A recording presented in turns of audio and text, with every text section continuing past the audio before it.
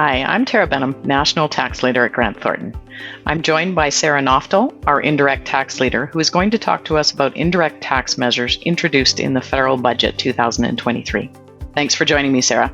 Hi, Tara. Happy to be here to provide some insight. So, the 2023 federal budget was announced on March 28th. We saw a number of indirect tax measures. Sarah, what can you tell me about the changes introduced and the impact of these changes? Yes, in this year's budget, the federal government announced its intention to introduce new legislation to eradicate forced labor from Canadian supply chains and strengthen the import ban on goods produced using forced labor by 2024. What this means is businesses will need to know and document where their goods and the underlying raw materials are coming from. Based on similar measures introduced recently in the United States, we might see shipments in the electronics, textiles, and other industries held at the border or even denied entry. Well, in this one, I think is a bit of a sleeper. You wouldn't think that there's a lot in there, but I do have a client who was seriously affected by the US change. They have a whole bunch of inventory that is now essentially trapped in Canada, and they cannot make goods and send them to the States because they were produced in the wrong portion of China. So what this does is it really highlights how we need to navigate the rules and be prepared to address the supply chain vulnerabilities and incomplete documentation that might be there. So next on our list is, what about the changes to payment processing?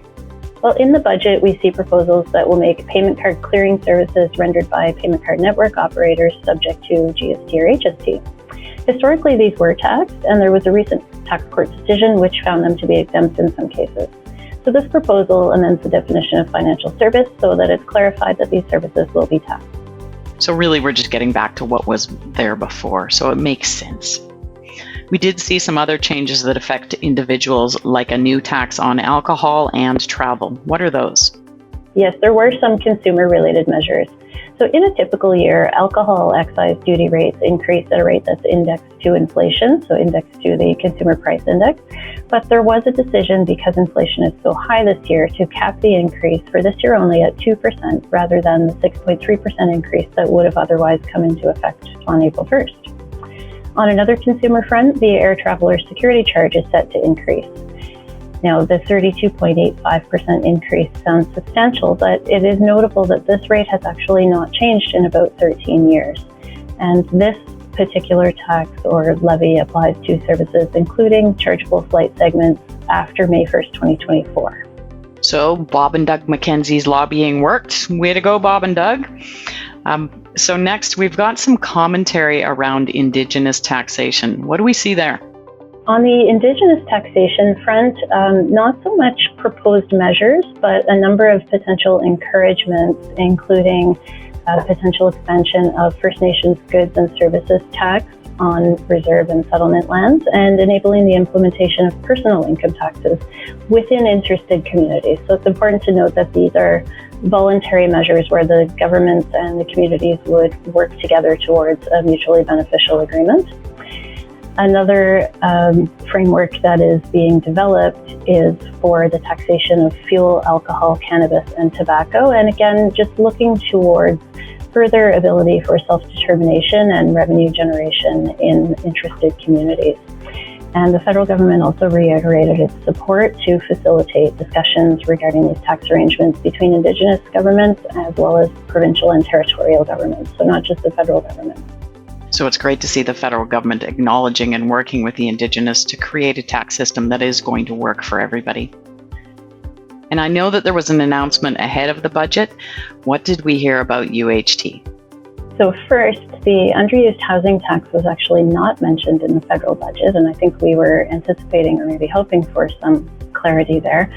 There is still lots of confusion around the UHT and who is an excluded or affected owner, and it's important to get clarity on this. In fact, we even have tax alerts on our website to assist with clarifying and understanding the different tax obligations here.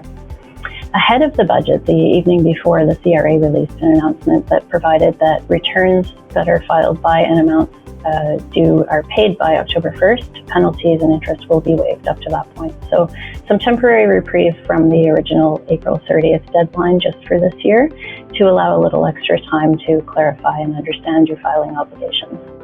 Thanks, Sarah.